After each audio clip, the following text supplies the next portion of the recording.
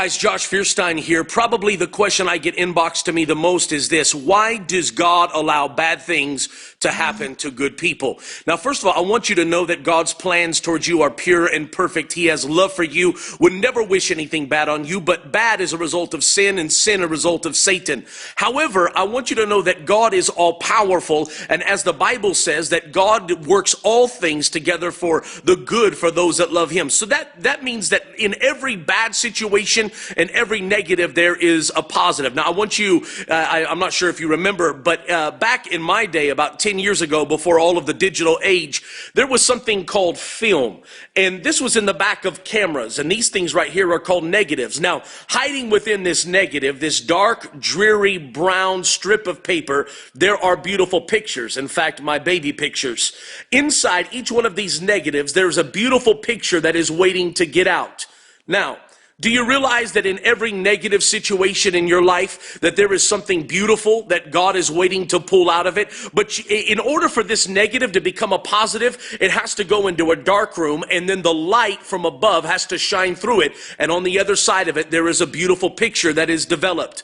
I actually have a friend who owns a large IT company now. And I remember talking to him one day, and I asked him, I said, how is it that you got into computers? Where was your passion? He said, one day my computer broke, and I took it to Best Buy and these other places, and they couldn't fix it. They just told me to buy a new one. He said, I got so mad at this computer that I ripped it apart. He said, and then I went and I fixed it myself. I figured it out. And out of that was born a passion for computers that now has led him to own one of the largest IT companies in all of California. Why do I say that? Because if it had never been for his computer breaking, which would have been a negative, then he would have never torn it apart and never figured out how to do it and never formed the IT company, which is now making him millions of dollars. So I want you to think about that. You know, and in fact, I'm looking back at the story of Joseph and remembering that. Here is a young man that was beat up by his brothers. He was left for dead, sold into slavery, goes into Potiphar's house. He's accused of sexual harassment when he did nothing but good. And then he's thrown into a pit, into a prison for over 2 years. He's there in a dark dungeon of a cell. And you see, most people would have said that was a negative. He was forgotten about. He was abandoned. He was abused. He was hurt. He was busted, disgusted, down, depressed. But guess what?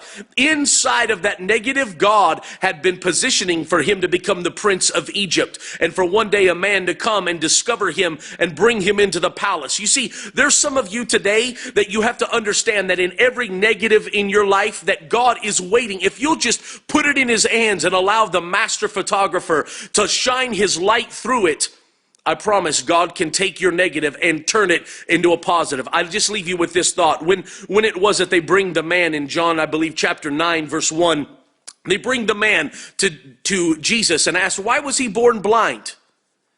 Was it because of his sin? Was it because of his parents' sin? And Jesus just simply says this, no.